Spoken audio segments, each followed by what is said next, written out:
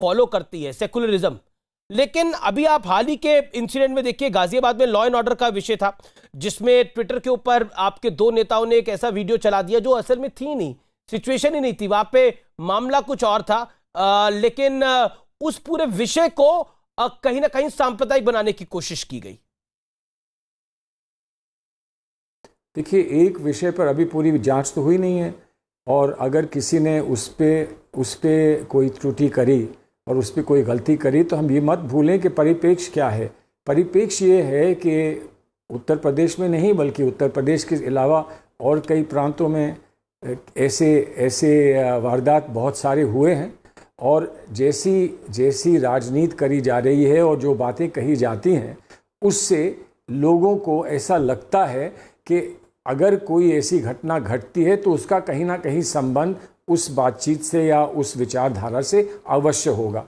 तो अगर वो सतर्क नहीं है और इस बात को मानते हुए कुछ कह देते हैं जो असत्य हो या सत्य ना हो, तो ठीक है, उनकी गलती है, लेकिन जांच तो होनी है ना।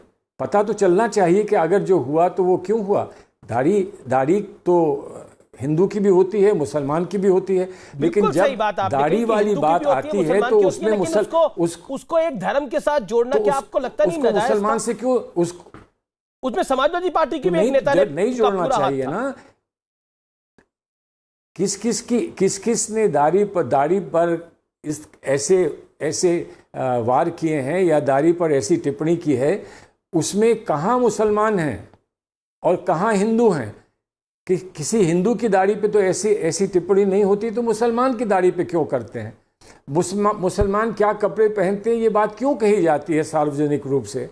तो इसलिए सच्ची बात यह है कि जहां ऐसा होता है वो गलत है, और वो भारतीय जनता पार्टी के अच्छे नेताओं को, जैसे संबित पात्रा हैं, इनको भी स्वीकार करना चाहिए कि ये हमारी नीति नहीं है, ना होगी, और अगर ऐसा होता है तो वो गलत होता है। संबित पात्रा जवाब। देखिए, सलमान जी की एक बात से मैं सहमत नहीं हूं। सलमान जी ने कहा मुसलमान के ड्रेस के बारे में क्यों चर्चा होती है जब हिंदू के ड्रेस के बारे में तो कभी चर्चा होती नहीं है। सलमान जी, कांग्रेस पार्टी वह पार्टी है जिसने भगवा आतंकवाद टर्म कॉइन किया था, और आपको याद होगा सलमान जी, जयपुर का वो दृश्य, जयपुर में आप लोगों का अधिवेशन था, मंच पे सोनिया जी मौजूद थी, मंच पे मनमोहन सिंह बतौर प्रधानमंत्री मौजूद थे, राहुल गांधी वाइस प्रेसिडेंट के रूप में पहली बार लॉन्च हुए थे, और वहां शिंदे जी का भाषण और जिस प्रकार से उन्होंने आतंकवादी कैंप के विषय में संघ को लेकर, बीजेपी को लेकर, और भगवा आतंकवाद शब्द कॉइन किया, पी चिदम्बरम जी ने उसे रिपीट किया और कई नेताओं ने आपका उसको रिपीट किया गया। तो ये कहना कि हिंदुओं के ऊपर आप आक्रमण नहीं करते हैं, ये बिल्कुल बिल्कुल बिल्कुल गलत है। दूसरी बार आपने कहा कि उत्तर प्रदेश में हम शायद डरे हुए हैं कि शायद हमारी जमीन खिसक रही है इसलिए हम नेता ले रहे हैं। देखिए सलमान खुर्शीद जी, इतने बड़े बहुमत के बाद भी, इतना अच्छा प्रदर्शन के बाद भी डरे हुए रहना ये बहुत अच्छी निशानी है। ये एरोगेंस नहीं होना चाहिए कभी भी कि हमारे पास इतना बड़ा बहुमत है, हम कभी डरेंगे नहीं। बिल्कुल, जनता के पास दोबारा जाना है तो डरना है कि मैंने सही काम किया नहीं किया है, यह आकलन लगातार चलना चाहिए। मुझे तो डर इस बात का है कि कांग्रेस पार्टी के मन में आज भी वो डर नहीं, कांग्रेस पार्टी के मन में कहीं ना कहीं, बुरा मत मानिएगा, आपके लिए नहीं कह रहा हूं, कहीं ना कहीं एरोगेंस बैठा हुआ है कि इतने वर्षों तक हम ही किंग थे और हम ही फ्यूचर किंग हो गए। कहीं ना कहीं ये कांग्रेस पार्टी के मन में बैठा हुआ है। जी सलमान खुर्शीद। और वैसे मजाक में सलमान जी से एक बात कहना चाहूंगा, मजाक में सलमान जी के मुंह से आज गलती से सचिन निकल गया जितिन के बदले। कुछ सचिन जी का भी कुछ चल रहा है क्या सलमान जी? आपके चलिए, अब मुझे लगता है कि सचिन निकल कुछ गलतियों को हसीन गलती मान के इग्नोर कर देना चाहिए। सलमान जी बोलिए। नहीं, वो तो आप मुझे बता दीजिए कि आप किसी और पर क्या अपनी कोई चाल चलेंगे तो आप बता दीजिए, कम से कम सच्चाई सामने आ जाएगी। चलिए, जैसा भी है, अच्छी बात है। आप थोड़ा सा ह्यूमरस मजाक करते रहें और हमारी चर्चा ऐसे ही चलती रही, एक खुशगवार चर्चा हो, उससे बेहतर और क्या हो सकता है। लेकिन आपने उत्तर प्रदेश की बात करी कि थोड़ा सा सतर्क रहना चाहिए, थोड़ा सा इस बात का डर रहना चाहिए कि हमसे कोई गलती तो नहीं हुई। तो अगर डर इस बात का आपको होना चाहिए कि गलती तो नहीं हुई, तो बाप रे बाप, पता नहीं उत्तर प्रदेश में आपको कितना डरना चाहिए, बहुत डरना चाहिए। ये मेरा सुझाव है आपको। लेकिन बहरहाल, आप डरें ना डरें, वो आपका अपना फैसला है।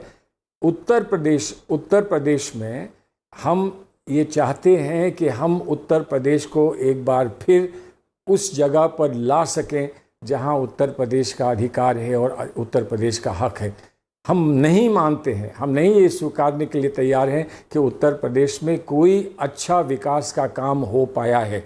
बहुत कुछ कहा गया है, बहुत कुछ बखान किया गया है, लेकिन उत्तर प्रदेश ने कुछ अचीव किया है, ऐसा हमारा मानना है। पर कि नहीं योगी है और हम आदित्यनाथ का तो इस सबसे बात बड़ा को प्लैंक लेकर है चुनाव में कि उतरेंगे। उन्होंने विकास का भी काम किया, उन्होंने लॉ एंड ऑर्डर को भी मेंटेन किया है। चाहे वो लव जिहाद के मामले हो, चाहे वो अभी धर्मांतरण का एक पूरे गैंग को, इंटरनेशनल गैंग को एक्सपोज कर दिया गया है, जिसमें 2 लोगों की गिरफ्तारी हुई है, एटीएस उसकी जांच कर रही है। उस पर आप क्या कहना चाहते हैं? और दूसरी तरफ कांग्रेस तो चेहरा विहीन है उत्तर प्रदेश के अंदर। सलमान जी, देन डॉक्टर पात्रा।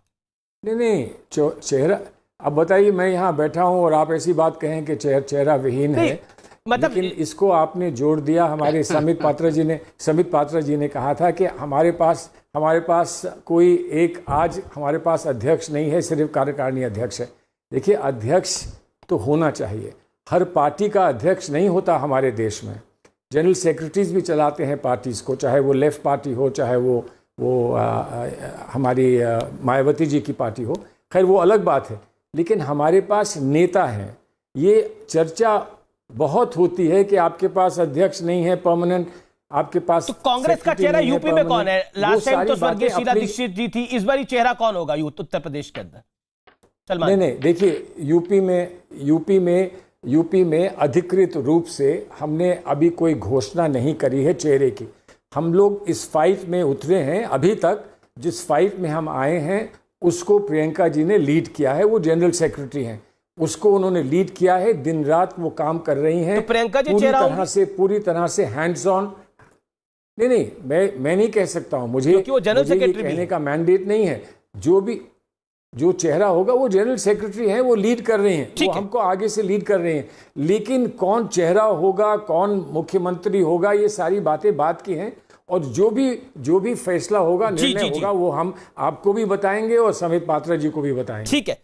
संबित पात्रा, धर्मांतरण को लेकर आप पर यह आरोप लग रहे हैं कि आप एक बार फिर कम्युनल एजेंडे को चलाने की कोशिश कर रहे हैं, जो एक पूरा का पूरा रैकेट एक्सपोज हुआ है।